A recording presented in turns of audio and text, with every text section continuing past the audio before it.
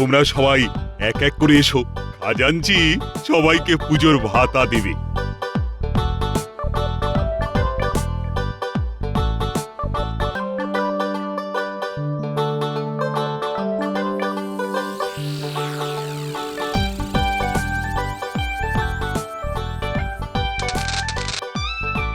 তুমি কি কিছু বলবে গোপাল? মহারাজ, কি বা বলার আছে, আমার গিন্নির কত আবদার, কত খরচ, এই সামান্য ভাতায় যে আর চলে না মহারাজ। গোপালের অনেক বায়না মহারাজ, আমাদের অত বায়না নেই, আমার তো খুব ভালোভাবেই চলে। তা একটু কষ্টে শিষ্টে চালাতে হবে যে গোপাল। আজ্ঞে মহারাজ।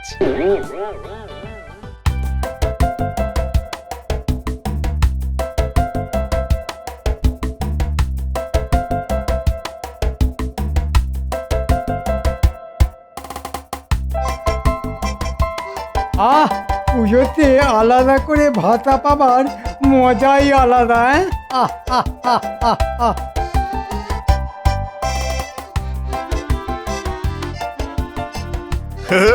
এত হাসি হাসি মুখ নিয়ে চললেন কোথায় মন্ত্রীমশাই? হ্যাঁ, এই কিশমিশের মতো মুখ তরমুজের মতো হয়ে রয়েছে দেখছি। আহ, আহ, আহ, আহ, আহ। হবে না, এক গরম তাই মনও নরম। আমাদের টেক তো একদম ঠান্ডা হয়ে রয়েছে মন্ত্রীমশাই। কেন, কি হয়েছে? আমার দিন তো ভালোভাবে চলে না মন্ত্রীমশাই, এখন তো আপনাদেরই রাজত্ব। আমার কথা তো আর ভাববেন না, আপনাদের ছলে বলে কুশলে কত সহযোগিতা করলাম, আর শেষে কিনা পাঁচশিকে ধরিয়ে দিয়েই আপনি খালাস। ভগবান, এরকম ভাববার কোনো কারণ নেই, আমি তো এখনো আছি। সেটাই তো ভরসা। রাজবাড়িতে তো কত রকমের অনুষ্ঠান হয়, এবারেও মনে হয় হবে, তা সেখানে যদি কোনো একটা কাজে জুটে যেত। ভগবান, তোমাকে যদি রাজসভাতেই আমি ঢোকাতে পারতাম তবে বড় ভালো হতো, আমারও অনেক সুবিধা হতো। রাজসভা? বাবারে বাবা, তাহলে সেই ব্যবস্থাই করুন না। হ্যাঁ, করুন। একটা চমৎকার বুদ্ধি মাথায় এসে গেল, এবার পুজোতে একটা অভিনব ঘটনা ঘটাবো। বাহ বাহ, আমি অপেক্ষায় ছিলাম ভগবান, এবার এই পথের পেরেকটাকে সরিয়ে তোমাকে গজাল হিসাবে প্রতিস্থাপন করবো। হ্যাঁ, তা আপনার পথের পেরেকটি কে? মানে আমি যার কথা ভাবছি সেই কি? ঠিক ধরেছে ভগবান, সেই পথের পেরেকের নাম হলো গোপাল। হ্যাঁ,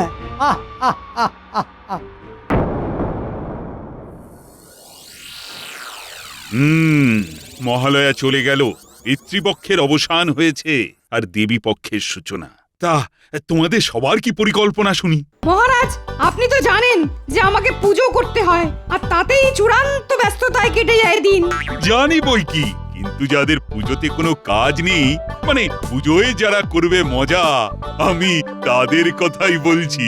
মহারাজ, পুজো করে তো আমিও যথেষ্ট আনন্দ পাই। ঠিক ঠিক। সভাকবি, তুমি কি করবে? মহারাজ, আমি পুজোতে নতুন কিছু কবিতা লিখব বলে ভেবে রেখেছি। মানে সেরকম কিছু ভেবেছো নাকি? অর্থাৎ এই পুজো আসার আনন্দের কবিতা? তাহলে মহারাজ, এরকম একটা ভেবেছি, শুনুন। হ্যাঁ হ্যাঁ, শোনাও শোনাও। শরৎকালের শিউলি আর দশভুজার পুজো, উৎসবে সবাই খুশি, যেমন খুশি সাজো, কাশফুল দেখে শুধুই আনন্দ লাগে মনে, নীল দিগন্তের পাশে ওই ঘন কুঞ্জ বনে। সাধু সাধু। বাহ বাহ বাহ, চমৎকার চমৎকার, বেশ ভালোই ভেবেছো তো। তুমি পুজোতে আরো কবিতা লিখে যাও, সেটাই আমি চাই। যে আজ্ঞে মহারাজ। কিন্তু মহারাজ, সভাকবির কবিতার একটি অংশ কিরকম খটকা লাগছে। খটকা? তুমি এতে খটকা কি পেলে গোপাল? হ্যাঁ, আসলে মহারাজ, গোপাল এই সোজা কবিতাটা বুঝতে পারেনি মনে হচ্ছে। আমি বেশ ভালোই বুঝতে পেরেছি মন্ত্রী মশাই। তুমি কবিতা বোঝো গোপাল? আর যদি বোঝো তাহলে এটা বলতে হয়, সব কিছুর পেছনে একটা টিপ্পনি না কাটলে তোমার মনে হয় ভালো লাগে না। মন্ত্রী চুপ করো তো, গোপালকে বলতে দাও। শুনি গোপাল, তোমার কিরকম খটকা লেগেছে? আমার সমস্যা হলো ওই কুঞ্জবনে কাশফুল ফোটা নিয়ে। না মানে আমরা শিশুকাল থেকে ওই মাঠের ধারে জংলা অঞ্চলেই তো কাশফুল ফুটতে দেখেছি, তাই বললাম আর কি। তোমাকে কি কেউ বলেছে যে কুঞ্জবনে কাশফুল ফোটে না? না, কেউ বলেনি, তবে আমি কোনোদিন দেখিনি। মহারাজের বাগানে মানে ওই কুঞ্জবনে আমি কোনোদিন কাশফুল ফুটতে দেখিনি। দেখো গোপাল, কবির যদি ইচ্ছা হয় তাহলে কুঞ্জবন কেন, তোমার বাড়ির দালানেও কাশফুল ফুটিয়ে তুলতে পারে। দুষ্ট।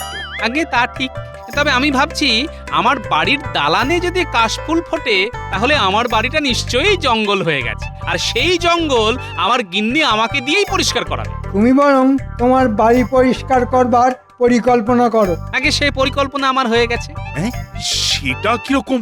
আগে আমি পুজোতে এবার আমি বাড়ি পরিষ্কার করব বলেই ঠিক করেছি। তুমি যা কুড়ে আর কিপটে, তাতে তোমার বাড়ি যে নোংরা জঙ্গল হয়ে থাকবে এ আর আশ্চর্য কি? হ্যাঁ, বাহ বাহ বাহ বাহ, চমৎকার ভেবেছো তো গোপাল। তা তোমাদের মধ্যে আর কেউ আছে যে পুজোতে তার ঘর পরিষ্কার করবে? আমার তো প্রয়োজন নেই মহারাজ, আমার বাড়ি প্রতিদিন খুব ভালোভাবে পরিষ্কার হয়। আমার ঘর কোনোদিন পরিষ্কার হবে না মহারাজ। সে কি, কেন? আমার ঘর পরিষ্কার হলেই আমি আমার বিজ্ঞানের সমস্ত সূত্র হারিয়ে ফেলবো। এটা একটা যুক্তি। কিন্তু মহারাজ, আপনি কি খেয়াল করেছেন যে গোপাল আর হাসাতে পারছে না? কি বলতে চাইছো বলো তো মন্ত্রী?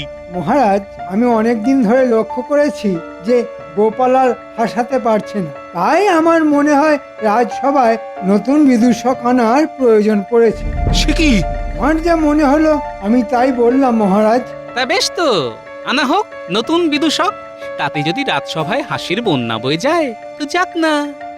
তুমি কি বলছো বলো তো মন্ত্রী? গোপাল তো শুধু বিদূষক নয়, সে আমার বুদ্ধিদাতাও বটে। তাহলে মহারাজ, গোপাল বুদ্ধিদাতা হিসেবেই রাজসভায় থাকুক। আমরা বরং এই পুজোর অষ্টমীর দিনে এক প্রতিযোগিতার মধ্য দিয়ে নতুন বিদূষক আনি রাজসভায়। কিন্তু মহারাজ, আপনি চিন্তা করবেন না, আপনি পুজোর সময় প্রতিযোগিতার অনুমতি দিন। তারপর কে জিতবে, কে হারবে, কে বিদূষক হবে তা পরের কথা। বেশ, তবে তাই হোক। কিসের প্রতিযোগিতা হবে সেটা নিয়ে বরং কাল রাজসভায় আলোচনা করা যাবে।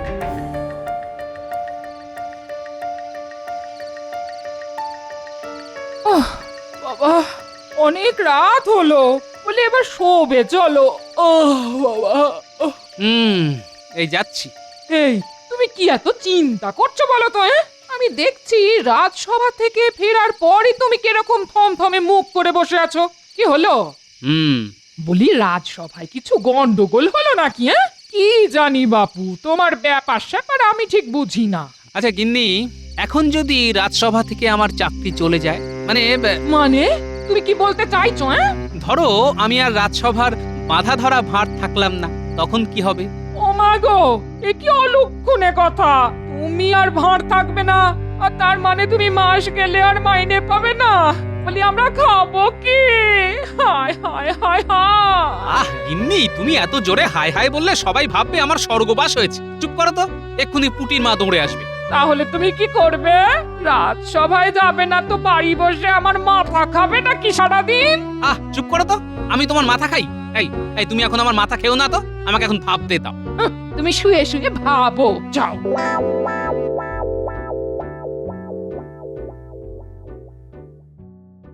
কোনো চিন্তা করো না ভগবান, আমি মোটামুটি ব্যবস্থা পাকা করে ফেলেছি। হ্যাঁ, সে তো আমি বুঝতেই পেরেছি। হ্যাঁ, না হলে মন্ত্রী মশাই এত রাতে আমার মতো গরিবের বাড়িতে, তা তো হওয়ার কথা ছিল না। তুমি আর গরিব থাকবে না ভগবান। একবার তুমি রাজসভায় ঢুকতে পারলেই দেখো আমি তোমাকে কোথা থেকে কোথায় পৌঁছে দিই। বাহ বাহ, খুব ভালো, খুব ভালো। আচ্ছা ভগবান, তুমি এখনো ছদ্মবেশ ধরতে পারো তো? কি বলছেন? সারা জীবন কত ছদ্মবেশ ধরে কত কি করলাম। বাহ, আমার কোনো চিন্তাই রইল না। আমি যা ভেবেছি সেভাবেই হবে। তোমাকে শুধু ছদ্মবেশ ধরে একটু হাসাতে হবে, এই যা। কোনো অসুবিধা নেই, সবার হাসতে হাসতে পেটে খিল লেগে যাবে।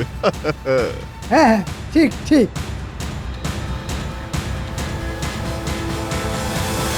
মন্ত্রী একটা মোক্ষম চাল চেলেছে, তবে আমিও গোপাল ভাঁড়। আমাকে বিদূষক থেকে সরিয়ে দেওয়া মন্ত্রীর কম্য নয়। ঠিক জানি জেগে আছো। তোমার নাক ডাকার শব্দ না পেয়ে এলাম, তুমি এখনো ভেবে যাচ্ছ? আহা, তোমার ঘুম পেলে শুয়ে পড়ো না। তাহলে কি ভাবলে শুনি? ওই কোন একটা প্রতিযোগিতা হবে পুজোর দিনে, সেটা কি কাল জানা যাবে। সেই প্রতিযোগিতাতে যে প্রথম হবে সেই হবে বিদূষক। শক্কত, তাহলে তোমাকেই প্রথম হতে হবে, বুঝলে? বলি গিন্নি, তুমি আমার চিন্তা না কমিয়ে আরো বাড়িয়ে তুললে দেখছি। সে তুমি চিন্তা করো না, চিন্তা করে যাও, কিন্তু পুজোর আনন্দ যেন মাঠে মারা না যায় এটা তোমাকেই দেখতে হবে। এই আমি বলে দিলাম। উফ, ধ্যাৎ।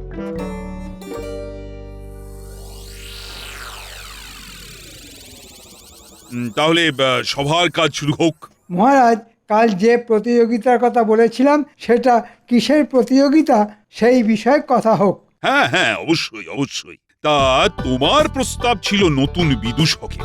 এখন কিসের প্রতিযোগিতা হবে সেটা নিয়ে তুমি কি কিছু ভেবেছো মন্ত্রী? হ্যাঁ মহারাজ। বেশ, বলো শুনি। মহারাজ, কাল গোপাল সভাকবির কবিতাকে ব্যঙ্গ করলো।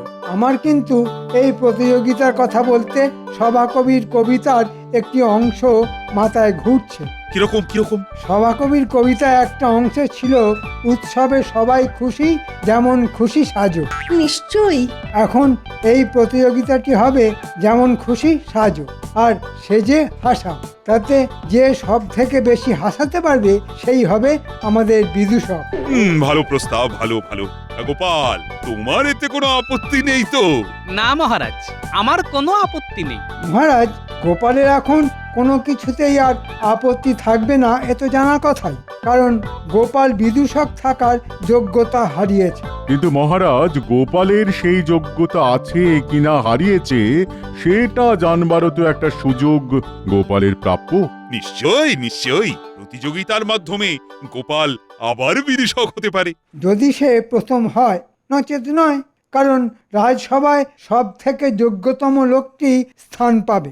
যেমন তুমি মন্ত্রী হিসেবে এই রাজ্যের যোগ্যতম লোক। তোমাকে ফোড়ন দিতে হবে না গোপাল। মহারাজ সব থেকে ভালো জানেন কে যোগ্যতম লোক। তোমাকে ছাড়া মহারাজের চলতে পারে, কিন্তু আমাকে ছাড়া মহারাজের চলবেই না। এখন তাহলে সময়ই সেটা বলবে গোপাল সেই যোগ্যতম লোক হবে কিনা। তা রাজ্যতীষী, তুমি কি বলো? গোপালের বিদূষক হয়ে থেকে যাবার কোনো সম্ভাবনা আছে কি? গোপালের শাস্ত্র মতে এখন রাহুর দশা চলছে, তবে দুর্গাপুজোর অষ্টমী তিথিতে সেটি কেটে যাবার কথা। এবার দেখবে গোপাল, এবার আমি তোমাকে কিভাবে রাজসভা থেকে তাড়াই। তাহলে তো আর বেশি সময় নেই। আজকেই তাহলে সেনাপতিকে ঢেড়া পিটিয়ে গোটা রাজ্যে জানিয়ে দিতে হবে আমাদের প্রতিযোগিতার কথা। সবার প্রস্তুতির জন্য কিছু সময় তো লাগবে। সেনাপতি, এদিকে এসো। সেনাপতি, আগে বলুন মহারাজ। তুমি ঢেড়া পেটাও, বলে দাও যেমন খুশি সেজে এই প্রতিযোগিতায় যে কেউ অংশগ্রহণ করতে পারে। যে প্রথম হবে সে হবে রাজসভার বিদূষক। যথাজ্ঞা মহারাজ। আমি চাই গোপাল অংশগ্রহণ করুক, যদি না সে ভয় পেয়ে যায়। দেখা যাক, সময় বলে দেবে। চেষ্টা করো গোপাল, এটা মাথায় রেখো যে তুমি বিদূষক না থেকে যদি শুধু বুদ্ধিদাতা হিসেবে এখানে থেকে যাও, তাহলে কিন্তু তোমার মাইনে অর্ধেক হয়ে যাবে। হ্যাঁ, সে কি কথা? মহারাজ, রাজকোষের অবস্থা তো ভালো নয়। অতিরিক্ত লোককে ছাঁটাই না করে তাকে যে রেখে দেওয়া হবে, এই তো অনেক মহারাজ। নতুন যে বিদূষক আসবে তার মাইনেও তো দিতে হবে। তবে আমি 2-3 জনকে যা দেখে রেখেছি তাদের মধ্যে কেউ না কেউ হবেই আমাদের নতুন বিদূষক। সময় শেষ কথা বলবে মন্ত্রী মশাই। আরে বাস, এ তো দারুণ ব্যাপার মন্ত্রী মশাই। দারুণ ব্যাপার বলে দারুণ ব্যাপার। শেষে শেষে আমরা হব ওই রাজসভার বিদূষক। তোরা আয় এই প্রতিযোগিতায়, কিছুই করতে হবে না, শুধু একটু লোক হাসাবি। এর এমন কি কঠিন কাজ? আমাদের অঙ্গভঙ্গি দেখে তো অনেকেই হেসে ফেলে।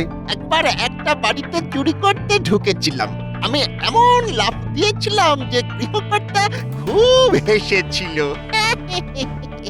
আর ওই গৃহকর্তা বহুদিন পরে হেসেছিল বলে বাড়ির গিন্নি আমাদেরকে অনেক টাকা দিয়েছিল। হ্যাঁ, বেশ, তোদের ওপর ভরসা রাখি। তোরা দুজনের একজন না একজন তো হবি। আস্তে আস্তে আমার নিজের লোকজনকে রাজসভার মধ্যে ঢুকিয়ে দেব। হ্যাঁ, আমরা কি বটা ঘটা বলেই লোক হাসাবো? আরে না না, তোদের ছদ্মবেশ নিতে হবে। বাহ বাহ মন্ত্রী মশাই বাহ, এমন ছদ্মবেশ নেব যে কেউ আমাদের চিনতেই পারবে না। হুম,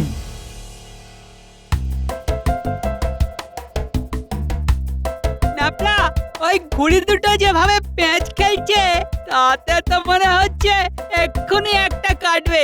শোন, কেটে গেলে তুই ছুটবি ঘুড়িটাকে ধরবার জন্য।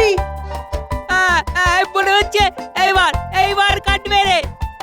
আয় পুটি, শিগগির এদিকে আয়। এদিকে আয় বলছি। কি হয়েছে? শোন, ওই ঘুড়ি দুটোর একটা কাটলেই গুলটে দৌড় দেবে, তুই লাটাই ধরবি। ওই দেখ, কেটে গেল কেটে গেল। গুলটে দৌড়ো। পুটি, লাটাইটা ধর তো।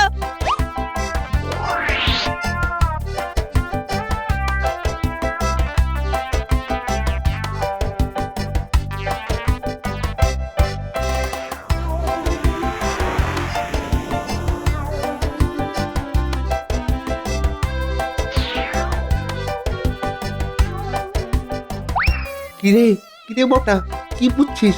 গোপালের নতুন করে বিদূষক হওয়ার স্বপ্ন ঘুচিয়ে দিতে হবে। যা বলেছিস।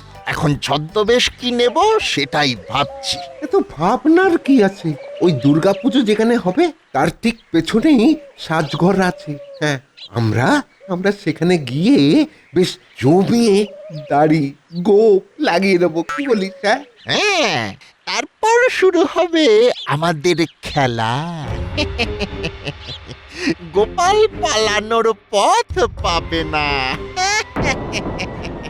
তাহলে তাহলে এই কথাই পাক্কা রইল, এখানে জঙ্গলে গাছের আড়ালে কেউ আমাদের ফন্দি জানতে পারলো না।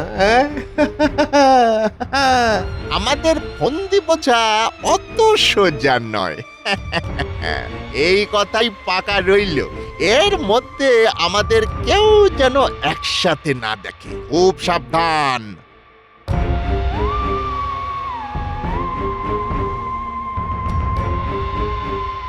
দাদুকে এক্ষুনি বলতে হবে।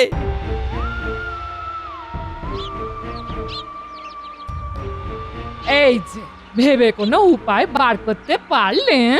না, বেশি ভাবছি না। সে কি, তুমি কিছু যদি না ভাবো তাহলে আমাদের যে না খেয়ে মরতে হবে গো। অত চিন্তার কিছু নেই গিন্নি। ও দাদু, দাদু, দাদু। কিরে তোরা, কি ব্যাপার? সাংঘাতিক ব্যাপার দাদু। তাই? তবে জোরে জোরে বলিস না, আমার দুই কানে দুজনে ফিস ফিস করে বল। ঠিক আছে, তোরা যা, ঠিক সময়ে তোদের আমি বলে দেব কি করতে হবে।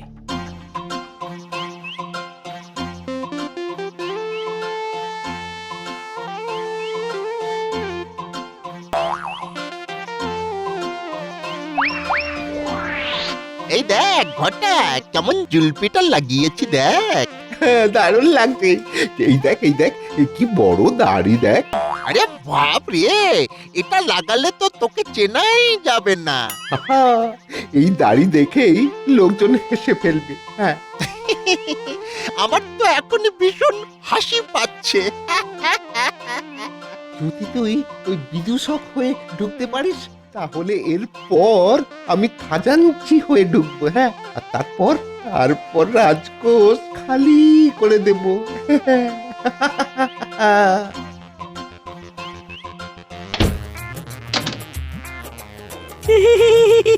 এই রে, এ দরজা লাগালো। এই খোল বলছি, খোল খোল শয়তানের দল, খোল খোল।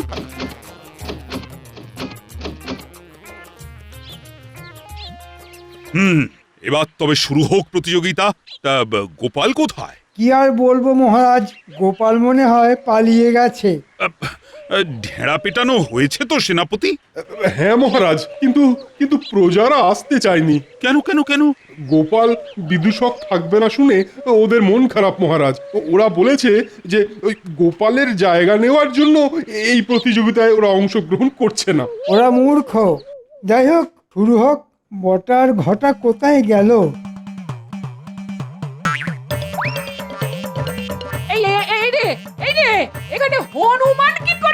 এই এই এই এই এই, এই হনুমান হনুমান এই রে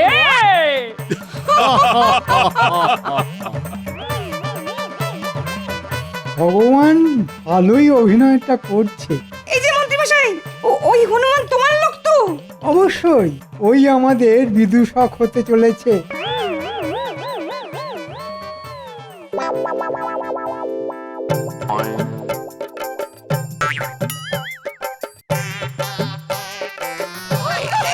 এই সর্বনাশ, কিন্তু এই পাগলটাকে এখান থেকে তাড়াও, সর্বনাশ করে দেবে।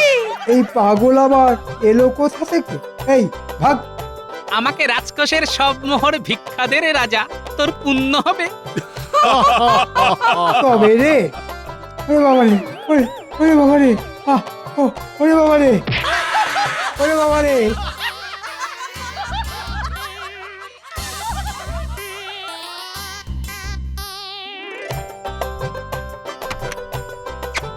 গোপাল, প্রণাম মহারাজ, প্রণাম রানীমা।